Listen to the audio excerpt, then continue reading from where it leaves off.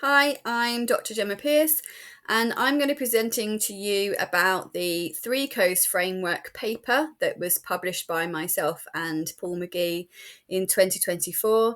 And it also has some key solutions that were identified to challenges and top tips reflections.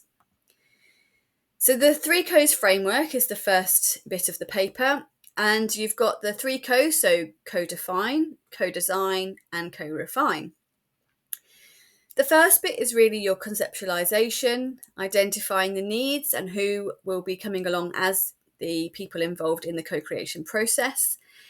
Looking at identifying what key challenges you might face and the problems, problem formulation, and then identifying what resources different people bring and managing any conflicts that come up. Thinking about how you're going to engage together is a really key one, and also things like ownership of what you're going to be co-creating.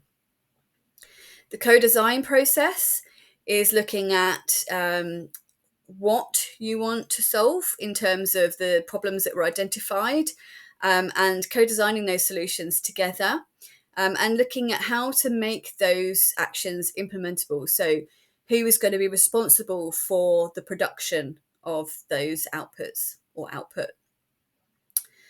And then the co-refine process is looking at what has been created. So if there's been a prototype or an idea that's been put together, and then thinking about that iterative development further, and then thinking about how to disseminate and create impact in a sustainable way long term.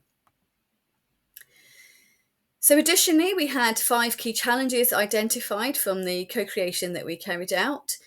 And it looked at who should be involved and what should they be called. And is it really about empowerment or is it something else? There was issues with management, wanting to have more traditional methods and not liking the co-creation method for some people. And what happens if you want to do it past a local face-to-face context, and how do you evaluate it? In terms of who were involved, so the first thing was is that it's not just about professionals and end users, because that's very us versus them. So it's more than that. It's anyone that could be involved and create a barrier or a success for it moving forward. So that could involve a commissioner or a service deliverer or the management. And people didn't like the terms stakeholders, citizens, or people because they're too generic. Who are they? And so actually they said we prefer the term co-creators. And so on to empowerment. So this was really interesting because people originally thought, well, obviously it's about empowerment. But then the more they went through, the more they thought, actually, it's not, because empowerment makes it sound like someone is giving someone else power. And that's not what we want it to be about. So actually, it was more about creating a space, because the co-creators, they already have power. So it's for them to be able to harness that power and express their voice. In terms of management buy-in, the solution to this was more around finding the terminology that the management could understand and align with, and thinking about the priorities and their process and how the co-creation process might align with that. If you're doing a traditional approach, it might be that it's really quick to do straight away, but it might not be very successful because you haven't talked to the key people. So people might not turn up, or it might not be commissioned. So actually the co-creation process, although it takes a little bit longer to set up in the beginning, it might actually be more efficient long term because it will actually be more likely to be successful.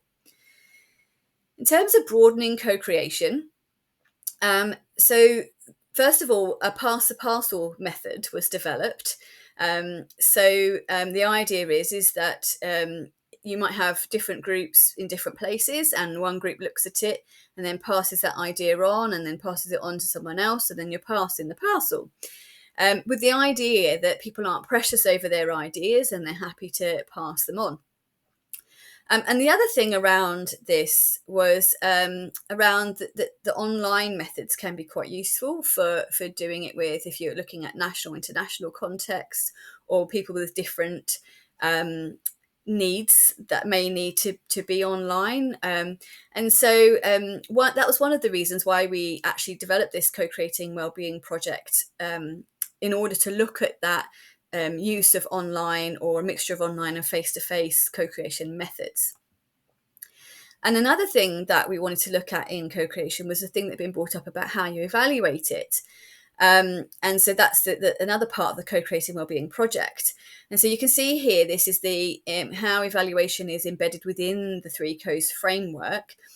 But it's important to really think about what that co-evaluation is going to be throughout the process, and really thinking about that at the co-define phase at the beginning. And evaluation can be done throughout the process as well as at the end. So that's worth bearing in mind. And some key top tips. So I'm going to go through, so there's 4 top tips here. So we've got facilitating. So the key thing about facilitating was, because it's participatory action research, it was often that actually the person that was initiating the co-creation actually wanted to be involved in the co-creation, or they had some sort of stake in it, and that's why they were developing it in the first place. So one of the things that we were discussing is, can they actually be a co-creator as well? And the conclusion was yes, they can if they want to be, but this really needs to be discussed and defined at the beginning with all the other co-creators.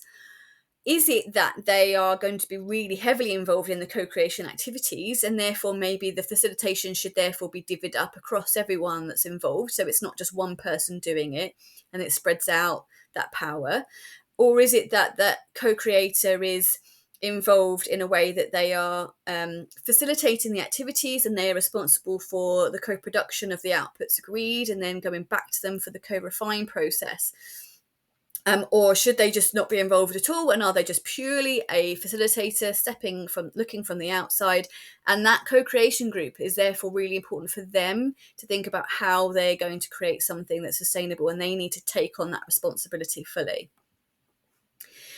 In terms of a co-creation setting, it was actually agreed that a neutral setting was quite important to consider, if possible.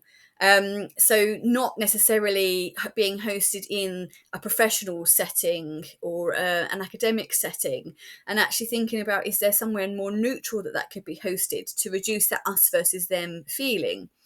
Now, that's not always possible. Sometimes you just need to get the free space that you can use, or actually it's really difficult to get hold of one group of people, so you need to host it in their setting.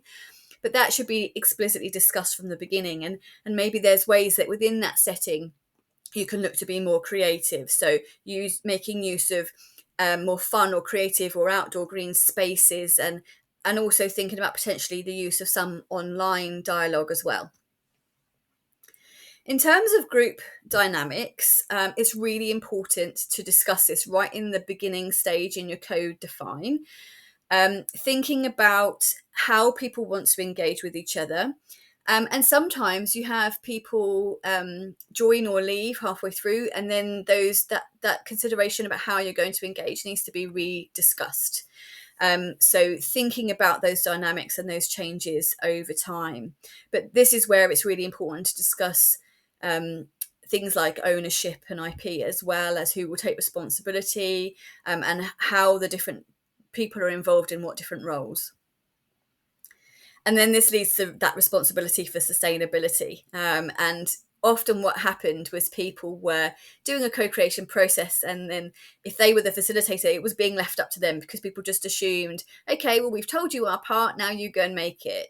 But actually that could be quite off-putting if you don't have the time or capacity to actually do that. So it's really important right from the sort of earlier stages to really think about who has that responsibility to make those implementable actions actually happen and keep the process going and the outputs happening. So that's really it from me, talking about the 3 Co's framework of co-define, co-design, and co-refine, and thinking about some of the key solutions and reflections that we've had when doing these co-creation processes. And if you want more information, please do read the paper and have a look at our Co-Creating Wellbeing website. Thank you.